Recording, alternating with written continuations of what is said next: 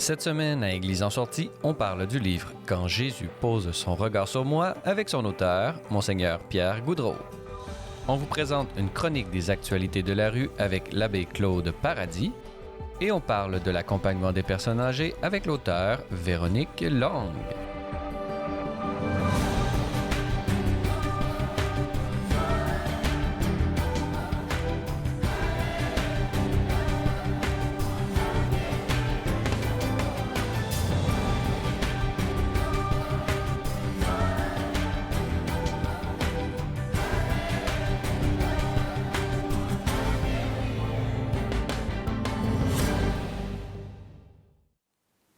Bonjour mesdames et messieurs et bienvenue à Église en sortie. Aujourd'hui à l'émission, nous allons d'abord parler de spiritualité et pour en discuter, nous avons avec nous par visioconférence Monseigneur Pierre Goudreau. Bonjour. Bonjour Francis. Monseigneur Pierre Goudreau, vous êtes évêque de ce beau diocèse de Sainte-Anne de l'Apocatière. Vous êtes également co-trésorier de la Conférence des évêques catholiques du Canada, mais c'est surtout en tant qu'auteur de ce magnifique livre intitulé « Quand Jésus pose son regard sur moi », publié aux éditions Novalis, que j'aimerais discuter avec vous aujourd'hui pour justement approfondir certaines des réflexions que vous avez exprimées dans ce magnifique livre. Mais d'abord, pouvez-vous nous dire en quoi et pourquoi vous, personnellement, avez-vous été touché et êtes-vous particulièrement fasciné par ce regard de Jésus? Bien, lorsqu'on pense au regard de Jésus, on en trouve des traces dans les récits des évangiles. Et ce qui est beau, c'est que c'est bien sûr le regard d'un homme de Nazareth, mais à travers Jésus, c'est aussi le regard de Dieu posé sur son peuple, le regard de Dieu posé encore aujourd'hui sur chacun et chacune de nous. Alors ce regard, il est profond, il est pleinement humain, mais il est aussi divin. Et je dirais d'une certaine manière, c'est un regard qui appelle ce qu'il y a de meilleur en nous, qui nous invite parfois à changer nos vies, à la conversion, mais qui nous invite à découvrir que notre Dieu pose sur nous un beau regard d'amour, de tendresse. Un beau regard qui nous permet justement de mieux nous connaître. Dans ce livre, vous développez à travers plusieurs chapitres certaines de ces qualités propres du regard de Jésus. Justement, pouvez-vous nous en présenter quelques-unes de ces qualités propres du regard de Jésus? Bien sûr, ça me fait plaisir. Alors, ce qui est beau, c'est au fond, Jésus a tellement de regards. Et quand on parcourt les évangiles, il nous est possible, à travers les rencontres de Jésus, tantôt avec des plus jeunes, des malades, une femme, avec des pécheurs, avec des gens qu'il a appelés à sa suite, il est possible de découvrir au fond ces qualités du regard de Jésus et je vous en donne brièvement quelques exemples. J'ai moi-même voulu relire chacun des 4 évangiles.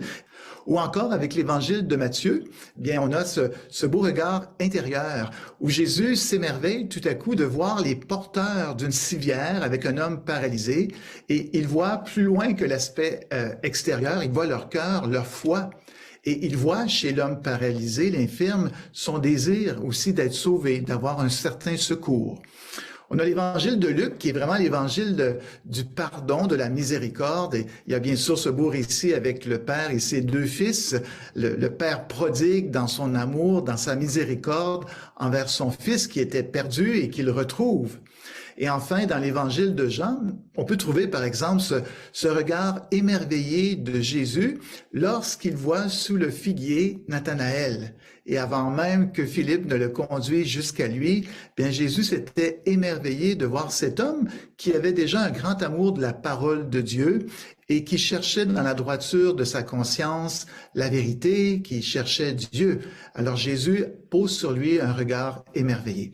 Alors c'est comme cela qu'un peu partout dans les évangiles, chaque évangéliste nous présente dans le fond des regards différents. Dans mon ouvrage, j'ai voulu en présenter 3 par évangile qui sont complémentaires et qui nous permettent dans le fond d'apprécier encore plus le regard de Jésus, de mieux le connaître. Et ce regard de Jésus, il est peut-être pour certains difficile d'accès puisqu'il se retrouve dans les évangiles, mais en même temps, comment peut-on en faire l'expérience? Comment peut-on s'approprier d'une certaine façon ce regard de Jésus? Bien, au fond, c'est vrai qu'il est d'abord dans ces récits et il y aura peut-être des personnes qui, en lisant cet ouvrage que j'ai préparé sur les regards de Jésus, auront peut-être le goût d'approfondir des textes des évangiles.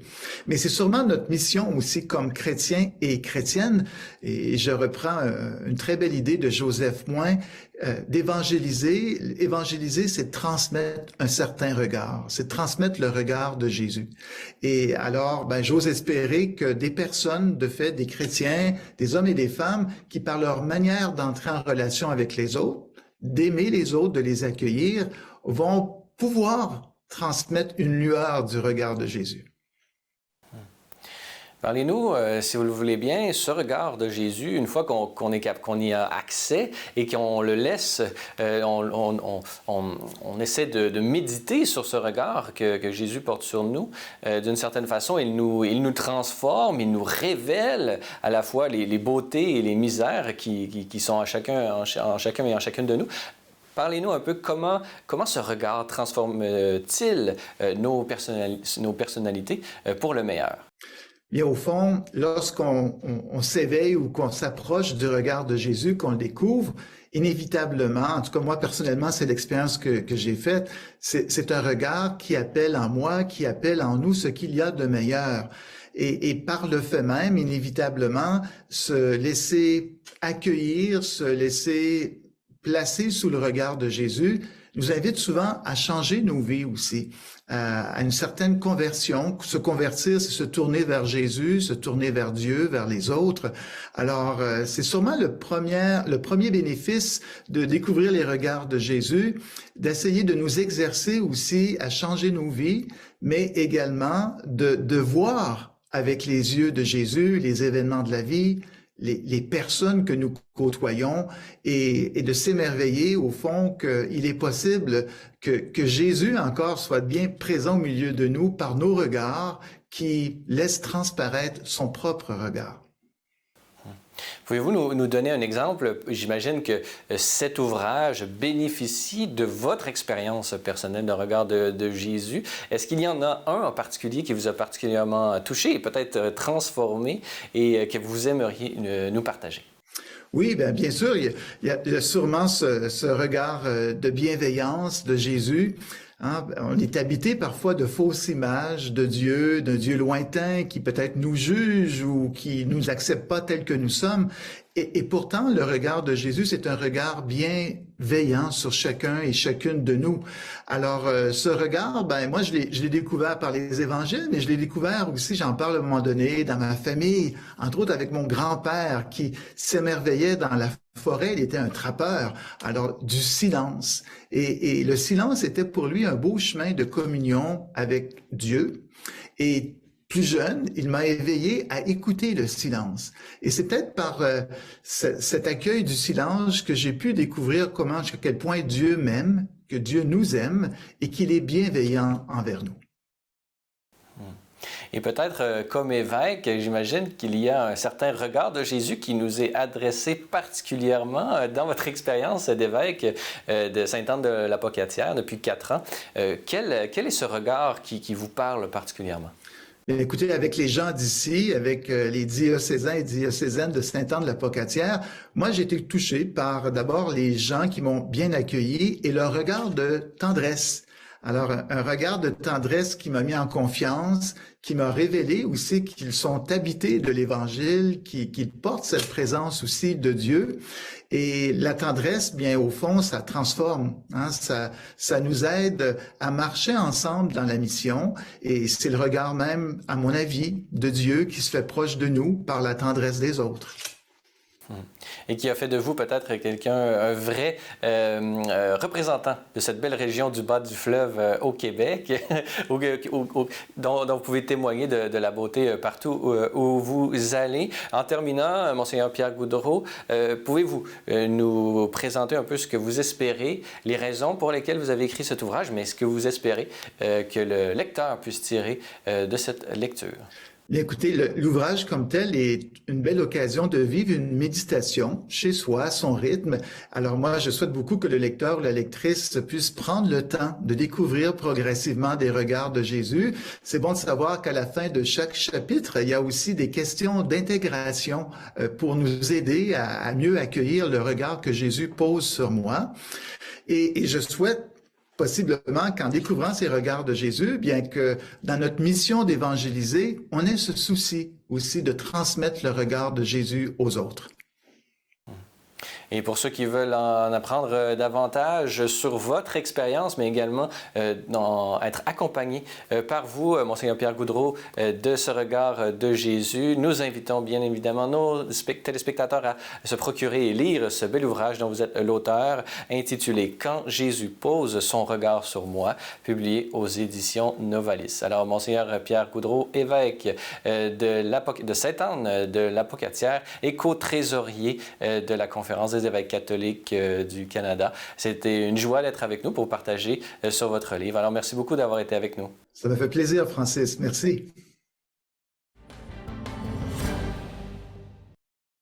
Alors, bonjour, je suis l'abbé Claude Paradis.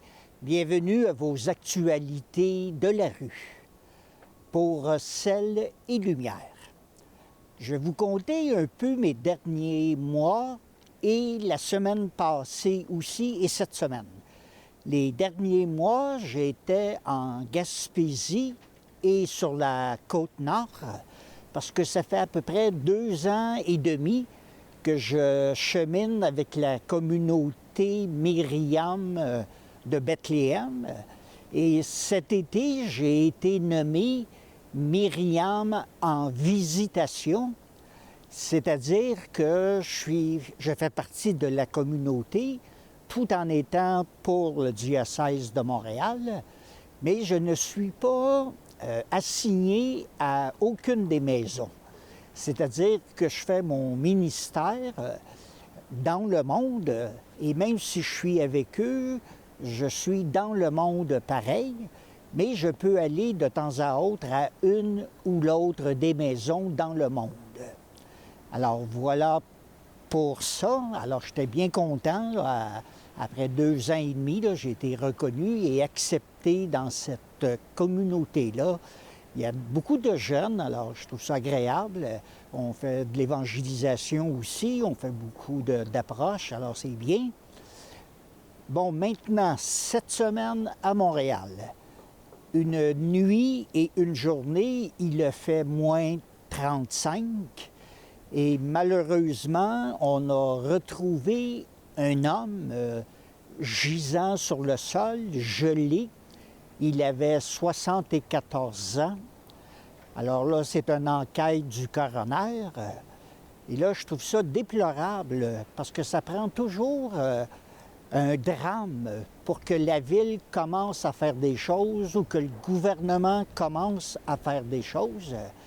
Alors moi, je les ai semés, là, j'ai fait des entrevues toute la semaine pour que justement qu'ils s'impliquent, qu'ils ouvrent des endroits pour les gens de la rue. Il y a à peu près de 1000 à 2000 personnes dans la rue et un de nos problèmes, c'est que dans les refuges, il manque à peu près 200 intervenants et ou bénévoles. Même moi, là, dans mon organisme, Notre-Dame de la Rue, nous sommes que de 3 à 5 bénévoles. Alors, nous aussi, il nous en manque pour différentes raisons. Là, les gens ont peur du COVID et c'est normal. Là, les gens sont bénévoles, alors c'est normal qu'ils viennent lorsqu'ils peuvent.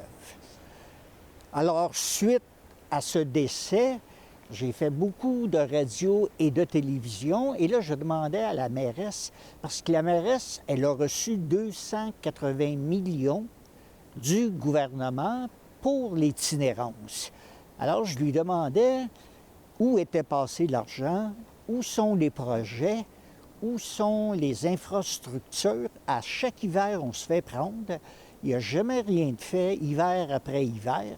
Et ça prend toujours une catastrophe pour se dire « Ah, ben là, il faudrait bien faire quelque chose. » Alors ça, je suis tanné de ça, parce que probablement, ça sera encore moi qui va faire la funéraille. Alors là, j'ai décidé, imaginez-vous, de faire, c'est pas nécessairement une grève de la faim, je vais appeler ça, disons, une grève par le jeûne. Je vais prendre, disons, à peu près, soit là, soit du boat ou de lanceur ou quelque chose qui s'apparente à ça. Je vais en prendre un par jour, disons pendant 3 jours. Le 4e jour, je prendrai un repas et je recommence ainsi de suite. J'ai failli dire ainsi soit-il. Alors ça va être ça un peu pour cet hiver, pour être en communion avec les gens de la rue qui ne mangent pas, qui ne mangent vraiment pas à leur faim. Il y en a qui sont 2-3 jours sans manger. Je le sais, on les rencontre dans la rue. Alors, c'est un peu pour être en symbiose avec eux, pour leur faire sentir qu'on est là, qu'on les encourage, qu'on est là pour eux. Alors, c'est un peu le but et pour faire grouiller la ville de Montréal et ainsi que le gouvernement à prendre des mesures là, immédiatement parce que la semaine prochaine, le froid revient. À chaque année, il y a des engelures, il y a des amputations de doigts, d'orteils. Et dans les grands froids, c'est très dangereux. Les gens tombent par terre et là, ils gèlent presque sur place. Alors, c'est pas normal. On est à Montréal. C'est pas normal qu'il y ait des choses comme ça qui existent. Montréal, d'un côté, on est chanceux, on a beaucoup de ressources. Mais je vous nomme, disons, Matane. Il n'y a pas grand ressources là. Hein? Dans les régions, il n'y en a pas de ressources. Et pourtant, il y a des gens qui sont à la rue quand même. Alors, beaucoup d'entre eux viennent à Montréal à cause des services. Mais là, il y a un surnombre de personnes. Et là, ça encombre les refuges. Les refuges à cause du manque de personnel, du manque de soutien, du COVID, la promiscuité. Alors, ils peuvent seulement qu'accueillir un certain nombre d'entre eux. Et là, la mairesse disait cette semaine, on a assez de lits pour tout le monde. C'est drôle parce que tout de suite après son intervention, il y a une intervenante qui a dit en ondes qu'eux, ils ont refusé 78 personnes ce soir-là. Alors, à nous, à accueillir tous ces gens, si vous voulez aider, allez dans la rue, donnez des vêtements, donnez de la nourriture. C'est mon plus grand souhait. Et je termine en vous bénissant chacun et chacune d'entre vous par le ministère de l'Église, au nom du Père, du Fils et du Saint-Esprit. Amen. Et dans cette 3e partie d'émission, nous allons discuter de l'accompagnement des personnes âgées. Et pour en parler, nous avons avec nous, par visioconférence, Mme Véronique Lang. Bonjour. Bonjour. Véronique Lang, vous êtes accompagnatrice spirituelle dans de nombreux centres pour personnes âgées en Suisse, d'où vous nous rejoignez. Mais vous avez également vécu plusieurs années au Québec et c'est dans ce cadre québécois que vous avez d'une certaine façon développé un peu toute cette expertise que vous nous partagez dans ce livre sur lequel j'aimerais discuter avec vous aujourd'hui. Son titre, « Mon pays, c'est la relation », accompagné des personnes âgées, publié aux éditions Mediapol. Alors, pouvez-vous nous présenter brièvement cette expérience personnelle de l'accompagnement des personnes âgées dont vous vous êtes inspiré dans ce livre? Alors, je dois dire d'abord que mon expérience, avant de faire le travail que je fais actuellement, était très limitée. J'étais formée en accompagnement spirituel. Je me suis d'ailleurs formée au Québec, en accompagnement spirituel ignatien, pour être précise, mais j'avais très peu de connaissances ou de compétences pour interagir avec des personnes âgées. Et quand j'ai accepté quand même ce poste, ce qui m'a rassurée d'une certaine mesure, c'est de me dire, eh bien, ce seront les personnes elles-mêmes qui vont m'apprendre mon métier. En fait, je vais arriver non pas comme une experte ou une spécialiste ou quelqu'un qui sait, mais comme quelqu'un qui doit apprendre. Et je crois que cette attitude m'a aidée à me former petit à petit et à devenir l'accompagnatrice que je suis aujourd'hui, avec des personnes âgées en maison de retraite. Ce qui est intéressant dans ce livre qui est le vôtre, c'est que justement, à partir de ce prisme de la relation à l'autre, vous réexaminez ou vous revisitez plusieurs de ces expériences normales et qui prennent un relief particulier à travers cette relation qui est désormais votre patrie, comme vous nous l'avez dit. J'aimerais qu'on en visite peut-être quelques-unes ensemble. Vous venez de parler de celle de l'espace. Qu'est-ce que c'est que l'espace dans le contexte relationnel pour vous? Alors, dans le fond, l'espace, tout comme le temps d'ailleurs, c'est c'est la base, c'est les éléments fondamentaux de notre incarnation. Dans le fond, on peut dire qu'on est tous, à tout moment, dans un endroit donné, à un moment donné. Et quand la personne perd un peu le sens de son orientation, que ce soit dans le temps ou dans l'espace, ça provoque beaucoup de malaise et même d'angoisse. Et c'est alors, je trouve, que la relation devient très importante. En écoutant une personne qui ne sait plus où elle est, par exemple, en l'aidant à se resituer, à se souvenir, à se réorienter, je l'aide à se sentir toujours un être humain. En offrant justement cet espace de l'écoute et du dialogue, la personne expérimente que ce contact, ce cœur à cœur, offre un espace très important, peut-être tout aussi important que l'espace réel dans lequel elle se meut. C'est comme si la relation offrait de nouveaux repères ou offrait, quand elle est bienveillante évidemment, offrait quelque chose de rassurant, de sécurisant, qui aide la personne à se sentir un vrai être humain jusqu'au bout, malgré les pertes, malgré la confusion, etc. Alors, lors du premier confinement, les maisons ont été fermées. Donc, le défi, c'était de maintenir un contact par téléphone, par visioconférence. C'était assez compliqué et difficile et finalement, il n'y a pas eu beaucoup de contact. Mais dès les deuxième, troisième vagues, etc., les maisons sont restées ouvertes, sauf parfois un étage ou quelques chambres qui étaient fermées. Bon, la grande difficulté, ça a été de faire comprendre aux personnes qu'on ne pouvait plus les toucher. J'avais l'habitude, en arrivant quelque part, de serrer toutes les mains avant de m'installer avec quelqu'un et d'avoir des entretiens plus individuels. Alors ça, c'est fini. Et c'est dur de voir ces mains qui se tendent vers soi et de ne pas pouvoir les prendre. Alors, il y en a qui sont un peu malins, qui se débrouillent pour arriver par derrière et vite nous embrasser par derrière ou après on se désinfecte, etc. Mais c'est dur pour elles et pour moi aussi, je dois dire, de plus avoir cette possibilité de contact par les mains ou poser une main sur l'épaule ou enfin toute cette proximité est très difficile. Et puis, il y a les masques. Alors, pour les personnes qui sont malentendantes, c'est-à-dire à peu près 90%, disons, c'est difficile parce qu'elles ne peuvent plus lire sur les lèvres. Donc, il faut parler très fort. C'est assez exigeant. Toutes ces mesures sont très exigeantes. Par contre, j'ai remarqué qu'elles déchiffraient très bien les expressions du visage. Elles savent très bien si on sourit ou pas, etc. Pour ça, la communication passe.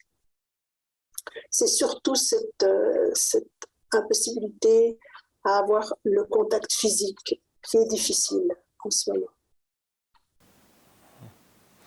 Et justement, de ces nombreux défis que pose le contexte actuel, vous, Véronique Lang, vous rendez auprès de ces personnes. Quels sont les témoignages? Est-ce que votre travail est apprécié? Quels sont justement les différents avantages que les personnes vous témoignent de votre travail, de votre présence auprès d'eux?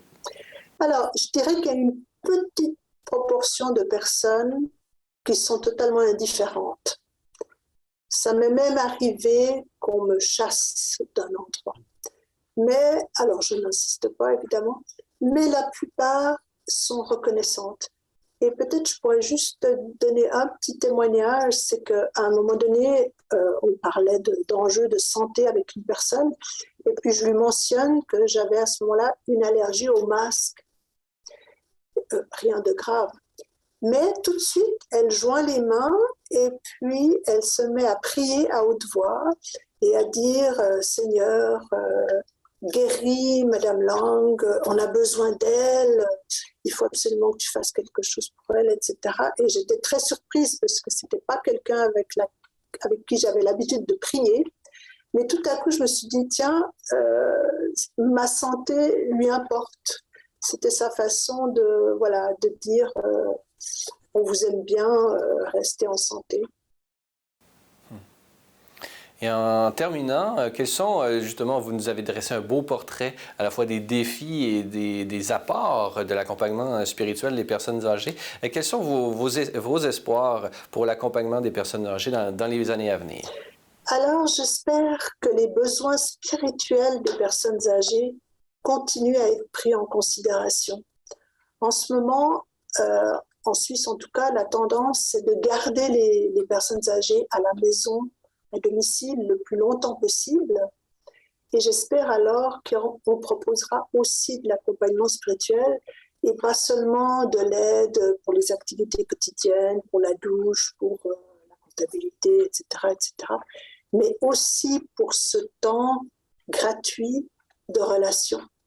Dans le fond, spirituel, ça ne veut pas forcément dire parler de Dieu, mais c'est ce temps gratuit où on n'a pas une tâche à accomplir ou un devoir à faire, mais on est juste là pour le plaisir d'être ensemble, dans le fond. Et pour vraiment approfondir dans le concret cette intuition que vous partagez, je réfère nos téléspectateurs à votre livre, son titre « Mon pays, c'est la relation », accompagné des personnes âgées, publié aux éditions Mediapol. Véronique Lang, je rappelle que vous êtes accompagnatrice spirituelle en Suisse et une partie de votre formation et de votre expérience a été faite ici même au Québec. Alors, nous vous souhaitons tout le meilleur pour vous dans ce magnifique pays européen.